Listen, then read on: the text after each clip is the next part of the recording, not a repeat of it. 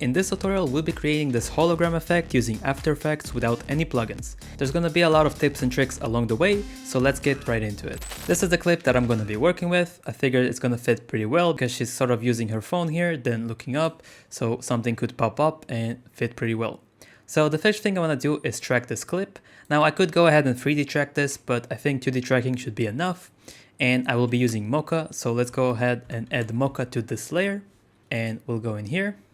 And if you open mocha up and your screen looks kind of different, you simply go into workspace here and change it from essentials to classic. This is just the one I prefer to work with. So if we zoom in here, you can see our phone is kind of out of focus here, which could make it difficult, but mocha is pretty good at handling this type of stuff. And we've also got this reflection spot here, which we can use as a tracking marker. So I'll select my pen tool here and create a small shape around this area. And under my motion here, I'll just unselect scale because I just want the position and hit track forward. So as you can see, it sticks pretty well to this point here and let it run through here. And let's go back as well and track backwards. Once this is done, let's go ahead and Control S to save this and exit out. Now I'll create a new null object and we'll go into our mocha, tracking data, create track data, select the mask we just created, hit OK. The important part here, which a lot of you are missing sometimes, is under export options, we're going to select transform and not corner pin, and make sure we select the null we just created and hit apply. So now the tracking data is transferred to this null object, just like any tracker. So the first thing we want to create from this effect is the sort of light rays coming from our phone and projecting the hologram. And we'll do this by creating a solid.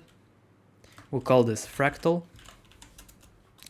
And let me just move it about here, scale this up a bit, like so, and I'll add a fractal noise to this.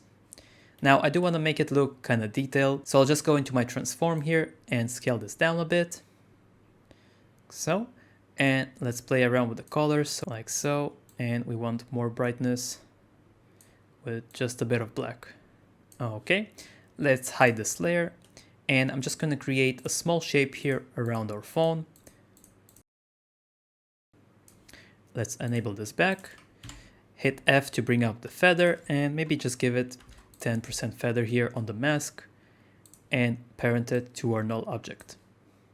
So now it's basically sticking to the phone and we can use this to project some rays. Now one thing I want to add here is go into my first frame, set a keyframe for my evolution and go to my end composition and just set it to 2 evolutions so it just runs through like so. And this is what's going to make the rays move. So to create the rays, we're going to add an effect called CC Radial Fast Blur. And if we take the point it creates here, just move it here and increase the amount, you can see we're getting this sort of rays projected from this point. And if you don't see enough of these, you can also set it to brightest and then you're going to get a lot more detail, but I think this is a bit too much, so I'm just going to set it to standard. Now to make this appear, I'm just going to go to where she looks up. So about here, I'm going to have a keyframe on my brightness. And let's go over here and make it black. And to get rid of the black here, I'm just going to set the layer to screen. Select my keyframes, hit F9, and just like that, we have the rays appear. Now let's just mask this out so it's behind our phone. I'll create a new solid. We'll call this mask. I'll create a simple mask here around my phone. And I'll also set the fractal noise to be an alpha matte to this layer and invert it. Now just make sure the mask is parented to our null so it tracks along. Let's just hit F to bring up the mask one more time and just give it a bit of feather on the edges here. So basically appears like so. Okay, so let's start working on the actual hologram here. I've got this globe clip that I'm going to drop into a brand new composition. And it basically sort of like a globe appearing with some digital stuff. Pretty cool. And one thing I want to do here is to avoid rough edges on my hologram. I'll select my clip. I change the mask here to rounded rectangle tool. And if I hold Control and double click it, you can see it created a mask around my frame. And if I select it, hold down Control, Shift, Alt, I can drag it towards the center here And that basically gives us these round edges, which are gonna make our hologram look more appealing. Let's go back into our main comp, drop this globe comp here, and we'll make it 3D. Let's attach it to our null object so it sticks to our phone.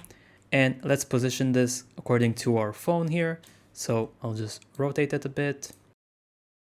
And right about here, it should start coming in. Now, a cool effect to make it come out of the phone is a corner pin, but instead we're going to be using an effect called CC Power Pin.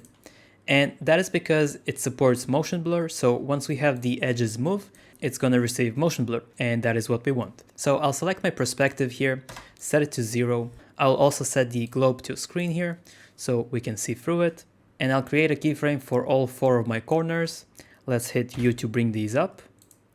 And let's see where she looks up. So about here is when the hologram should appear. Let's drag these keyframes here. And on our first frame, I'm just going to drag them to be on our phone here at the top. Let's select the keyframes, hit F9, and we're getting a pretty cool effect here, but it's kind of uniform, just like a square scaling in. So a cool way here is if you delay the bottom ones by just 1 or 2 frames, like so. And then we've got this sort of a Mac kind of window appear effect, which looks kind of cool.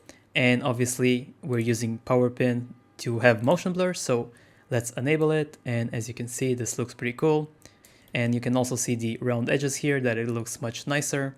Now, one thing about this tutorial that I wanted to make special is not just having a flat screen like so. I want it to be sort of curved. So in the latest After Effects versions, if we go into the comp settings and under 3D renderer here, we can change the renderer from classic 3D to advanced 3D. And it basically tells you what it does and what it disables. So if I hit OK here, you can see that it's basically just a 3D layer still, but we don't have transfer modes, which is the only downside, but we can work around it as well. Now, the reason I want to use this is if we go down here, it gives us an option called geometry options. If we start increasing the curvature, you can see we're getting a curved kind of screen. So if we rotate this, you can see it's getting a curve in 3D space. So once we add a bit of curvature here, you notice we've got some of these rough edges because it is a 3D layer and it has low polygons basically. So the segments here, you want to set it to something like 36, and that fixes the issue. Now, to make it have a transfer mode, I'll simply duplicate our null object and I'll make sure the globe is parented to it. And I'll select my globe and the new null object and just pre-compose it under a new comp. Let's rename this to globe. So I can just set it to additive or screen. So it keeps the tracking data and follows along, and also has the power pin effect we've created. We can also set 2 keyframes of opacity here. So frame 0 starts transparent and comes in. Okay, so let's start adjusting the effects. So I'm going to select my fractal noise here and we'll add a tint effect to it. And we can maybe make it kind of bluish green here just to match our hologram, and maybe set it to additive instead of screen, just so it's a bit more visible.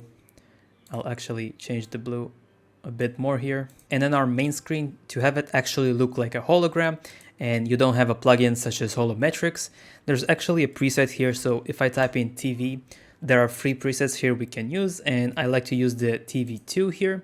So it gives us this sort of static look with wave warps. I do want to disable fast blur and wave warp though. So we're getting these noisy static type of effects here on our hologram. One more thing I want to add here, just to add a bit more to this, is create a new adjustment layer and add a fast blur. Let's set it to something small like 3. And I can make it a track matte to the globe and enable back the globe and drop this below. So it basically creates a mask around our screen here and just creates a blur here. I don't know, I figured it's a pretty cool addition. So this is it for this tutorial. I hope you found it useful. Thanks for watching, and I'll see you in the next ones.